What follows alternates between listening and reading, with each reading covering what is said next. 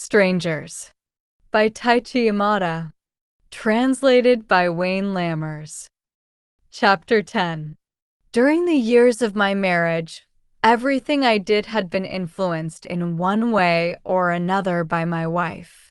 Even when she didn't try to tell me what I could or couldn't do, somewhere in the back of my mind I was forever considering how I would explain my actions to her.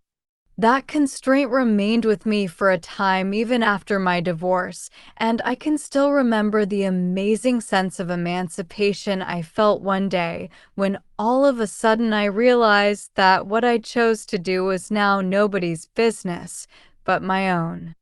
The day after I told Kay about the events in Asakusa, I found myself once again in the clutches of that old constraint. I experienced anew the feeling of sneaking around behind someone's back. I was contemplating a secret trip to Asakusa. "Promise me," Kay had insisted the day before. "Promise me you won't ever go there again." She pleaded with me endlessly, and I could find no sensible retort. No matter how free of malice and mischief my parents' intentions might be, there could be no denying that they had long since passed into the world of the dead. The return of the dead fundamentally undermines the order of the living, and I wholeheartedly shared Kay's conviction that contact with such beings was something to be avoided. Yet, when it concerned my own mother and father, I could not bring myself to think of them as an evil to be fought. "There's no way you can claim they're entirely benign, though," Kay rejoined. "I mean, your body is wasting away. You look absolutely shocking, with your eyes so hollow." Yet, when I returned to the mirror again that morning, I still could not see the emaciation she spoke of. "You have to believe me," she had said over and over. "You're nothing but skin and bones." True enough, people sometimes failed to see their own decline even when it was plain as day to others. Perhaps there was a lesson for me in that truth, but I was in no mood to accept such an admonition from the mirror. "Show me," I cried to the mirror. "Show me how I really look." The mirror merely continued to reflect the same robust and ruddy countenance as before. And so long as that remained the case, I couldn't help wanting to go back and see my parents one last time. "Come again. Soon. You can bet on it." That's what I had promised, and it seemed too cruel to simply stop showing up without any further notice. They could probably come to visit me here in my apartment if they had a mind to, but because of what I'd said as we parted last time, they would instead go on waiting expectantly at their home in Asakusa. To coldly abandon them in the name of self-preservation without so much as a word of farewell would be an act of gross selfishness. What was a little emaciation anyway? Did my life really amount to so much that I could justify betraying my parents in order to protect it? Perhaps my relationship with Kay argued for the affirmative, but quite frankly, I no longer knew just how much stock I was willing to place in the love between a man and a woman. My faith in parental love was similarly tenuous, and yet, in their current incarnation, my mother and father seemed to have come into this world solely for my sake. Not only that, I imagined their existence to be a most precarious one destined to vanish once and for all from this world the moment my heart ceased turning in their direction. I at least wanted to say goodbye. And so with the approach of evening, I broke my promise to Kay. By the time I finished outlining the plot for the second episode of the series, I had used up most of the afternoon. I called Kay's apartment to make sure she was not at home, then quickly made preparations to go out. In spite of this precaution, I had the uncomfortable feeling that she was watching my every move from somewhere nearby, and I attempted to shake off this sensation as I emerged into the hallway by saying out loud, "Let's see now. Where can I get something really good to eat?" I had every reason to believe that Kay was in Tsukiji, sitting before a computer screen in the accounting department of the packing house where she worked. She couldn't very well take time off from work just to keep tabs on me. Since I'd even gone to the length of calling to make sure she wasn't home, I should have been able to watch the elevator doors open without experiencing that shrinking sensation in my stomach. And I should not have felt the need to conceal myself from Kay's window as I emerged from the entrance downstairs. Yet it was with exactly those feelings that I made my way outside and stole away from the building onto the busy thoroughfare. I was surprised that it was taking me so much willpower to break my promise to Kay. Did it perhaps mean that I loved her more deeply than I had realized? In the cab on the way to Asakusa, I recalled the eyes that had drilled into me as she extracted my promise. I recalled, too, the lucent whiteness of her shapely buttocks. "Hideo's here, dear." As I came to the foot of the familiar metal staircase, I heard my mother's voice calling out overhead. Looking up, I saw her at the door of the apartment with a shopping basket looped over her arm. She nodded at me with a big smile and disappeared inside. Then I heard her call again. "Hideo's come to visit, dear." You'll annoy the neighbors shouting like that, I thought. But the truth was, I didn't know whether anyone besides me could even hear her voice. By the time I reached the top of the stairs, my mother had reemerged. She stood before the open door and welcomed me with a broad smile. "Hello, dear." "Hi, Mom." Her smile was contagious. "I'm on my way to do some quick shopping," she said. "But Dad's inside."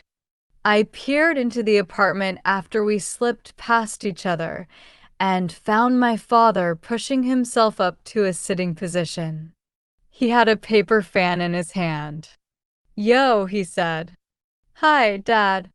Want some beer?" He nimbly rose to his feet and went to open the refrigerator. "Maybe we should save the beer for dinner." Come on, don't be a spoil sport. I've been holding off all afternoon. I didn't want to hear Mom moan, so I've been drinking water and pretending it's beer, but all it does is make me feel bloated. The high school baseball tournament was on TV again. We sat cross-legged in front of the set and poured beer for each other. "Played with anyone yet?" "Played what?" "Flower rummy." "I haven't had the time." "You're too old to be saying you're too busy, you know. If you don't start enjoying yourself now, pretty soon it's gonna be too late." I was thinking maybe the three of us could try Nines High today. "I'll be your nanny." I guess I had it coming. I gotta take at least part of the blame when I find out my only son made it to a ripe middle age without ever learning his flowers. My father then launched into a lesson on how to cheat. I was a captive audience as he demonstrated one method after another, and by the time my mother came back, we had finished off 3 large bottles of beer between us. Feeling a little tipsy, I turned a flushed smile toward my mother. "Let's order in, Mom," I said. "But I just went and bought all these groceries," she protested. "Yeah, sure you did. I'm quite aware it's all just a charade for my benefit." "Take the night off, Mom," I said. "We'll order in, and you can play Nines High with us." My word, if you aren't getting to be just like your dad, what the hell's so bad about a son taking after his dad? My father put in. "Exactly," I said. "Let's order eel. It'll be my treat." I may not look it, but I'm doing pretty well. Better than the average guy, anyway. Well, perhaps I should go place an order then. Not just around the corner, my father said. Go to that place across from Katsumasa's. And I'm not talking about the plain eel rice bowls. Get some broiled livers and their very best teriyaki eel and some eel liver soup with separate orders of rice. I tried to mimic the same finicky tone my father had used. What am I going to do with you two? My mother said, ganging up on me like that. But I could tell she was pleased. When she returned from placing the order, we all played nines high. My parents were both seasoned players and very quick with their cards. Make up your mind. Make up your mind. Come on, slowpoke. You gotta learn to slap M down with a little more flair. Speak up. Do you want it or not? You're spoiling the whole rhythm of the game. Even though it was only a friendly game with their own son, they were fiercely competitive, and I was especially surprised by how the slang terms for the different scores rolled off my mother's tongue like second nature. Spitting the words out crisp and snappy, she was really quite the dame. Later, as we savored our eel dinner, my father turned reflective. You know, he said, if we would been around, we wouldn't let you turn into such a know-nothing. But there's some things in this world you just can't do anything about. We couldn't very well teach flower cards to a boy of 12, now could we? But be that as it may, it's always been my philosophy of life, or perhaps I should say my view of the human condition that are you full of fancy phrases all of a sudden? My mother interrupted. Lay off, will you? I've read a serious book or two in my time, too, you know. It's just that I don't need books to tell right from wrong. Then why not just give it to us in your own words?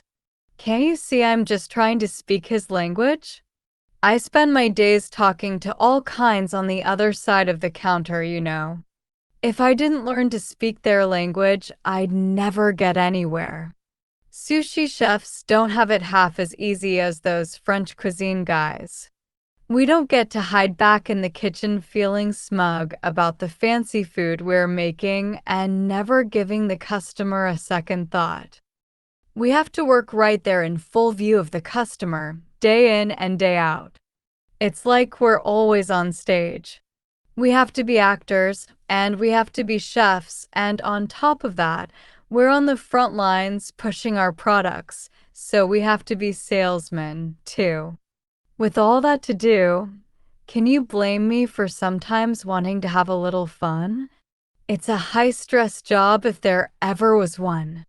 I wonder, my mother said. Listen to her. That's the problem with women. They just stick their noses in the air and snort at all the trials and tribulations their husbands have to go through. Not because they said anything in particular to show how much they cared about me, but rather because they seemed to be so heartily enjoying the time we spent together, and because they bantered back and forth so good-naturedly. In the end, I could not bring myself to tell them that this would be my last visit. The subject remained unbroached when they saw me to the curb on International Avenue and sent me off with the same cheerful invitation as before. Come again. We'll be expecting you.